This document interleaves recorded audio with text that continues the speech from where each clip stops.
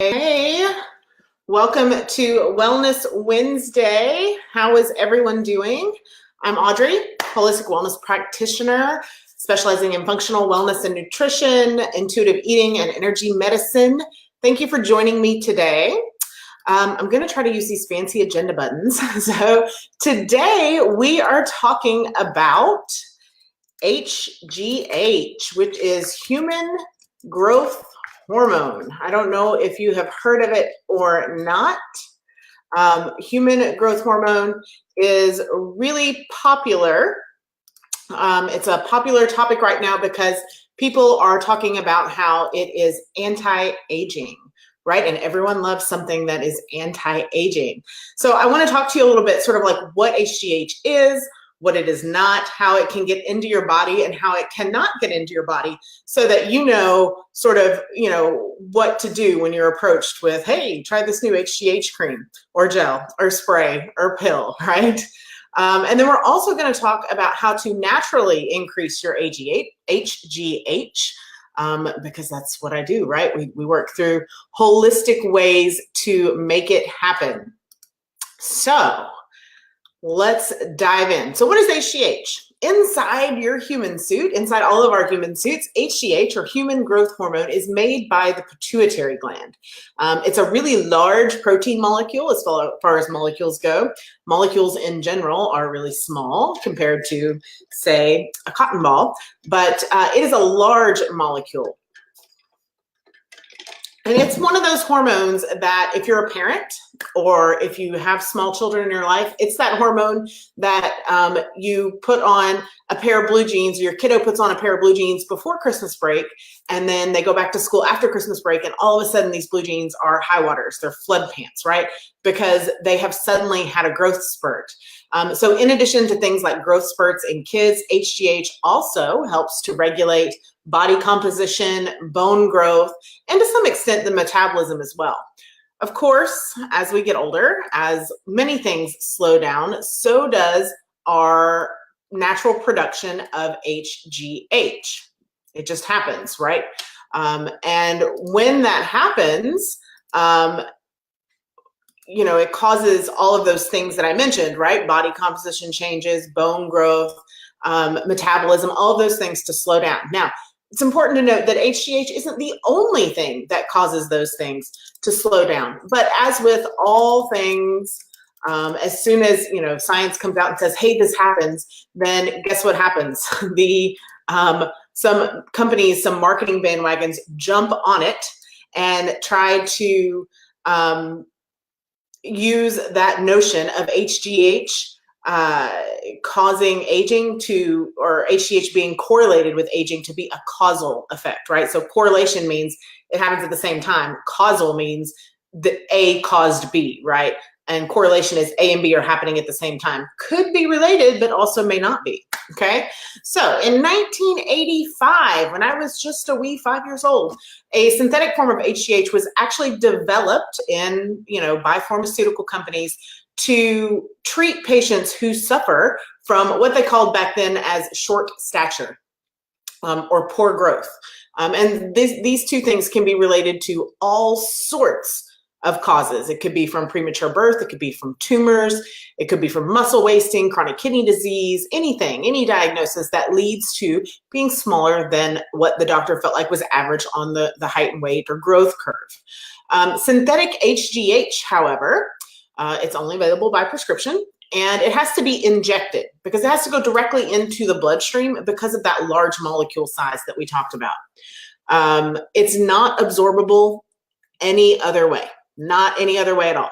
Actually, it is one other way. It can be absorbed in the lower intestine, but it can't be absorbed in the lower intestine if it passes through the upper digestive system and upper intestine first.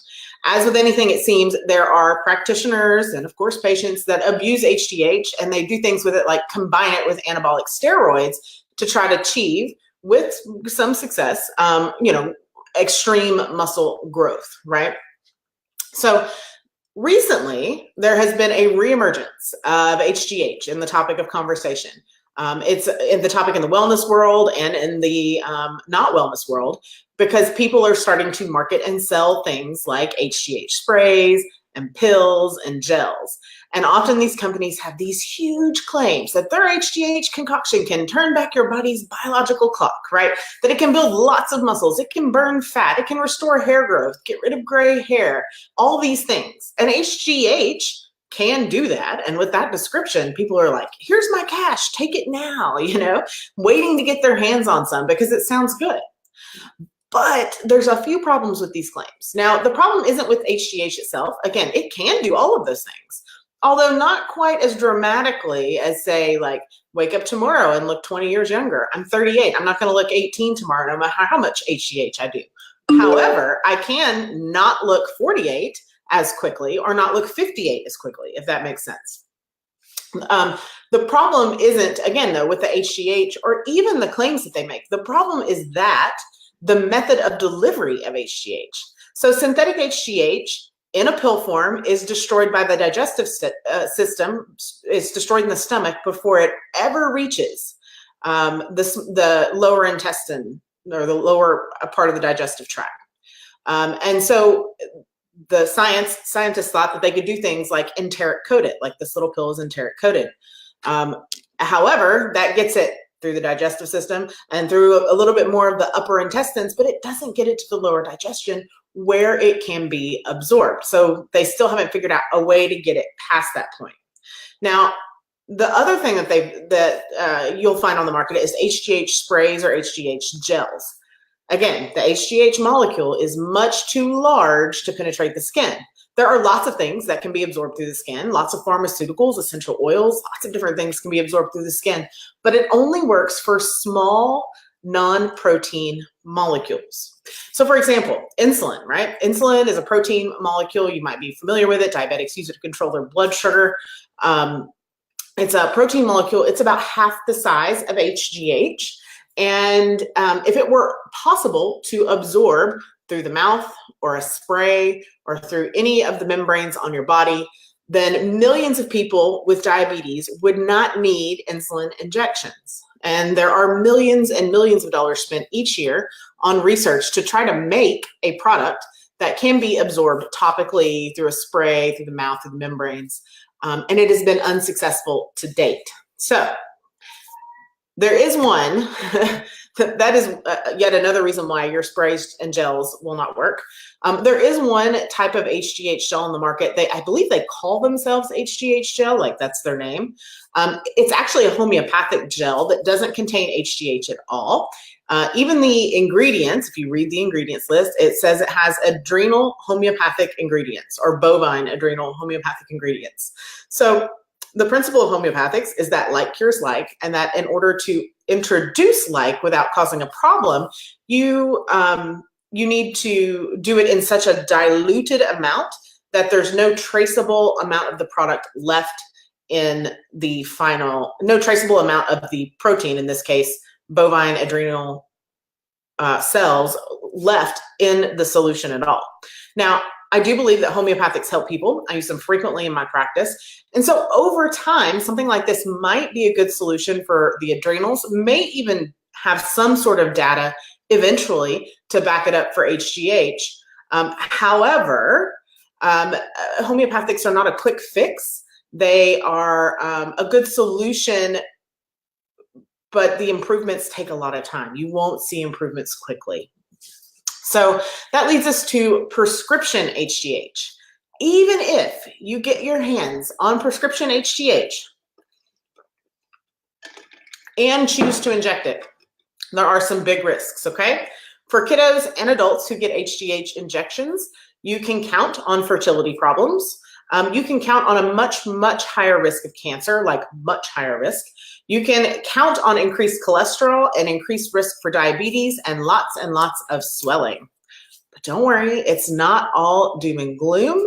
There is a way to naturally increase your HGH production by 771%. 771%. That is actually twice as effective as injecting the synthetic stuff every single day. And it's really simple. It takes about 20 minutes. It's called HIIT training. HIIT, high intensity interval training. And again, it's 2 times as effective as injecting yourself with synthetic HGH. So what does that look like? It looks like a short period of maximum exertion followed by a slightly longer, but also short period of lower exertion. So if you were running, it would look like 30 seconds of sprinting and then 90 seconds of jogging. Or if you are a walker, it would be 30 seconds of walking really fast, or maybe 30 seconds of light jogging, and then 90 seconds of walking. And so you do that about 8 to 10 times, throw a 5-minute warm up and a 5-minute cool down on it, and you have a full HIIT program. You only have to do that once to 3 times a week, depending on what your goals are. So the cool thing about a HIIT workout is that, 1, it brings up your HGH 771%, amazing. 2, you can apply HIIT to anything. So say you don't like running or walking, you can do it with lifting weights. You can do it with yoga. I actually, in the online yoga studio, have a HIIT yoga video, a HIIT yoga program that will be available very, very soon. More on that announcement later. But you can do it with jogging, you can do it with strength training. You can do it if you're sitting in a chair. It's accessible for everyone. So to wrap this up, and this was actually a question that was submitted. Somebody came to one of our fans, viewers, listeners, and said, hey, you know, somebody's offering this to me. What is it worthwhile? What should I do? Lots of big claims, right? So to wrap this up, the latest fad, the latest virtual clickbait or advertised HGH, you don't have to do it. Don't fall victim to that. Avoid it. Your body does a phenomenal job, no matter your age, of creating all the HGH you need. You just have to turn it on with a little bit of HIIT movement. So I hope that answers your HGH questions. Keep the questions coming in. If you want, let's see here, show. I'm still learning how to use this fancy thing. So if you want to pick up the latest freebie that will go with this episode and be notified when the full HGH episode is aired, head on over to audreychristie.com/Wellness Wednesday, and you'll get all of that information delivered to you. I hope you have an amazing rest of your week. Be well.